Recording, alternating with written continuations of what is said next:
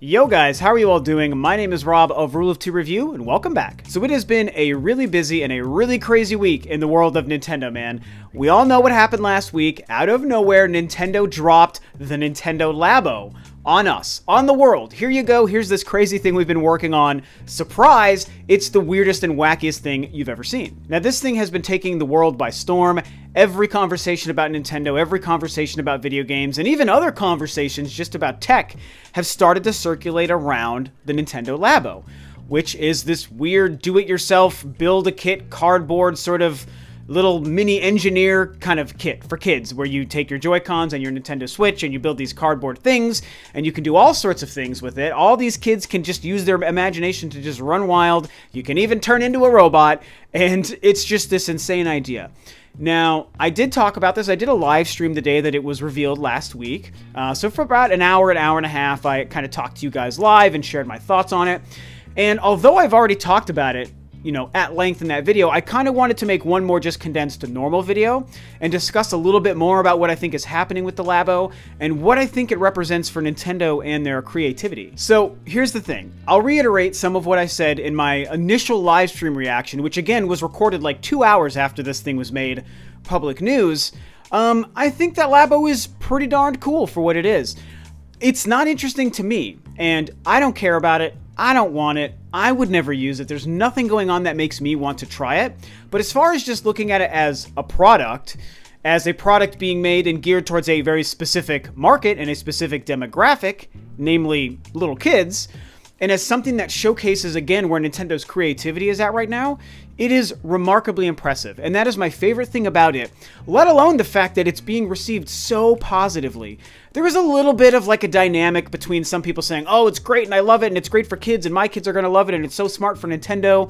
And then you get these other people on the other side saying, well, it's not for me, so it's dumb. What's going on, Nintendo? Where's Pokemon and Metroid? And I feel like that conversation doesn't really have any merit when we look at what the Nintendo Labo actually is, because, again, as I said on this live stream, Nintendo Labo existing doesn't take anything away from any other game that we're going to want to play.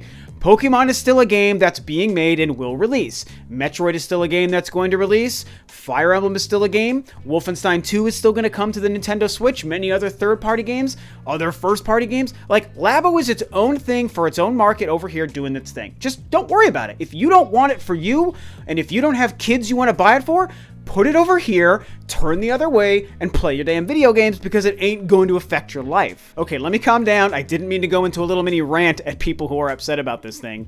But it's weird because I'm someone who's like, I think on paper would agree with those people because, again, I don't care about it. And I think a lot of you guys probably don't care about it. There are probably many people who are like, I'm never going to buy a Labo. I don't want to mess with that or spend the 70 or 80 bucks for all that stuff. It's not interesting to me.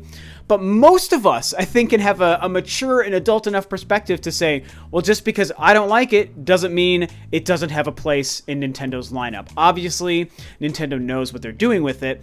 And I'm really excited to see what happens when this thing hits the market, which, again, April 20th. So, I mean, it's amazing that they announced this thing here in, like, what, the third week of January, and only 3 months later, it's going to launch. I mean, almost 3 months to the day later, it's going to be ready to release. I think that that's really fantastic. So, this thing could be incredibly successful. It's already been successful. It, like, went to #1 and 2 on Amazon. And, you know, very famously, Nintendo stock prices had shot up to like a 10-year high after the reveal of this thing. So all indications are Nintendo is going to nail this thing. And it's going to be great for people who want to pick it up. And I'm just extremely happy and, like I said, very excited to see what happens once it releases. And other information we might get about it. Is it going to work with other software? Will Nintendo make future software that takes advantage of it in different ways? Is there any reason to think that maybe third parties might be investing some time or software into this thing? I would think probably not, at least not for a very long time, but you never know. And so it kind of takes my head into the next space about this thing, which is how it represents Nintendo's creativity right now. And it's blowing my mind just what's going on with Nintendo right now, because the Switch comes out and it's already an incredibly innovative piece of hardware. Nintendo basically said, hey, we've all been playing games this way for decades. And they've even changed this before with things like the Nintendo Wii, of course, but still, we've been doing the same thing for decades. You take your box, you plug it to your TV, you hold your controller, you play your game. but we want to do something different, and we want to change the way that the gamers and the players interact with their system and where they can play their games and how. And we've got these Joy-Cons that do these things. So the Switch comes out and the Joy-Cons come out, and all of a sudden they've changed the home console space. They've changed how we do that stuff. And one might think that, okay, they've got their weird, wacky, gimmicky, creative idea out for this generation, so in another 5 or 6 or 10 years, we'll get the next thing. Nope. Nintendo was ready to go already with this Labo thing. And I love this about Nintendo, you guys. Think about this for a minute. They spend all this time, this money, this manpower invested into research and development to create this thing, and their whole business model. Nintendo changes who they are. Every company changes who they are for the next 5 to 10 years when they come out with a new console. Nintendo did that with the Switch, and still they weren't done innovating. They had one room in the very back bunker of Nintendo working away on the Switch for years before it released. Well, at the same time, in another room next to that room in their bunker, they had another group of people working on the Labo. And it's like, wow, they probably could have gotten away with just making the Switch and just let that be their thing, but they weren't done. They have too many ideas. They have too much innovation. I just think that their MO, their modus operandi of we want to create, we want to make people play in different ways. We have an imagination that we want to turn into products because we want our products to incite imagination in other gamers and other players of all different types.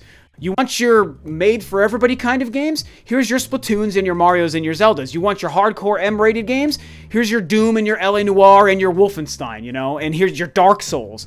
You want crazy stuff that are toys just for kids to make them start thinking mechanically and also educate them while having fun? Here's Labo. I mean, Nintendo didn't need to take the extra time to move a team of people into this other room to create another idea for the Labo. They could have just given up at the Switch for the next 10 years and made Labo in a decade, but instead they were ready to make Labo right here and now. And I think it's just really commendable and impressive that Nintendo is a company that doesn't sit on their laurels. They don't say, oh, we just got to do one thing at a time, and as long as that thing is enough of a hit, we'll just ride that out for a while until we're forced to do something else the next time so that we don't become stale. No, they're doubling up, man. You got one innovative idea with the Switch, you got a whole nother innovative idea coming with the Labo. And again, this is so weird because I'm not even in love with the Labo. So it's really interesting to me. I guess it kind of shows the effect of when Nintendo has really good ideas, whether they're for me or not. I mean, I can still recognize a good idea. And it goes to show that if a good idea is good enough, it doesn't matter if I care about it at all, it gets me passionate about it. I'm talking very passionately about this darn thing because I just believe in the fact that Nintendo is trying. And even if the thing fails, it's like, okay, so what? Sometimes companies fail. The Wii U failed. I love the console, but it failed to light the world on fire for sales. The Virtual Boy failed across the board. You know, there's many of other things they tried. The Power Glove is another one that came up recently that was a failure, even though it looked so awesome, man. I wanted it so badly, but it was a failure because it didn't really work. And so, you know, Sony's had failures, Microsoft has had failures. Those things are okay, and maybe Labo somehow falls apart, you know, whether the business model doesn't succeed, whether the product doesn't work right, whether people don't buy into it after the initial run. Who knows? Maybe no more games or software comes out for it after the fact, or people hate the fact that it's cardboard and so they don't continue to buy it. And that's okay. What I like about Nintendo or any company that does stuff like this is just try. Just try, man. Just try to do something new. Don't just sit on your ass doing the same thing over and over again, because that won't always work. Eventually your time will run out. And that's why, even though Sony and Microsoft don't try these ideas to the same extent as Nintendo, like not even close, they have tried a little bit recently. I used some examples, like the Kinect it was a very valiant attempt, if I can get my words right. It was a valiant attempt at trying to do something new. Same with the Move, even though it was a blatant ripoff of the Wii. And again, PlayStation Eye, all these different things, like, they've tried, and I think that that counts for something. I hope that they continue to try more. Right now, we're seeing all the pushes to 4K and VR, and everyone's made this comparison. All these guys go to the left to 4K and VR, Nintendo goes to the right to cardboard Labo sets, and that's just the way it is. I don't really care much about the 4K and VR thing, so I'd like to see Sony and Microsoft start to try more creative things like what Nintendo does, and I think eventually they will try to do something like that again. But right now, that space seems to be just owned by Nintendo. Nintendo's interested in doing the innovative thing and the gimmicky thing and the crazy ideas, and they want to capture every market. And I think that the Labo, as much as I don't care about it, I think it's going to do that, guys.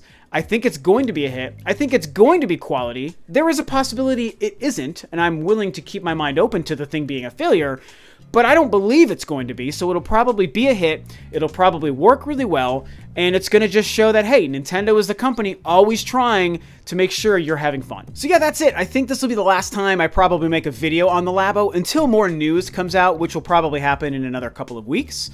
You know, I made a live stream, I'm making this video, I'm going to be on a podcast later today from the day of recording this where I know we're going to be talking about the Labo.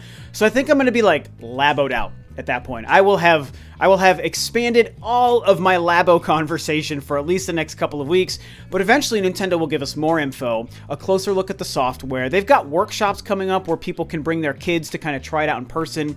That's a very cool and very Nintendo thing to do, so I'm sure we'll get a lot of info once that happens as well. So at this point, I'm going to take a break from Labo, but I was excited to have one more quick conversation with you guys just about what I think it means. It's really less about the Labo itself and more about where Nintendo's head is at, where their creativity level is at.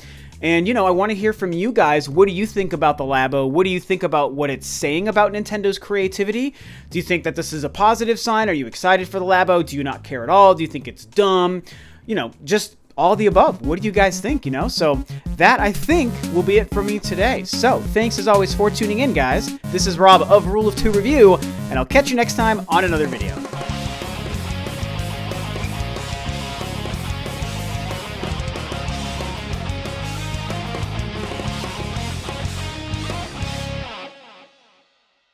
So it has been a really busy and really crazy week? It's been a crazy week.